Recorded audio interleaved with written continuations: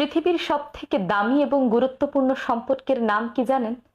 শুনলে খানিকটা অবাক হবেন, তবুও জেনে রাখুন।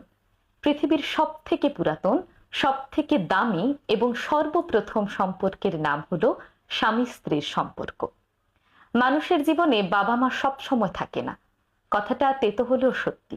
ভাই বোনদের আলাদা আলাদা সংসার হয়ে যায়, তখন তারাও সব সময় পাশে থাকে না।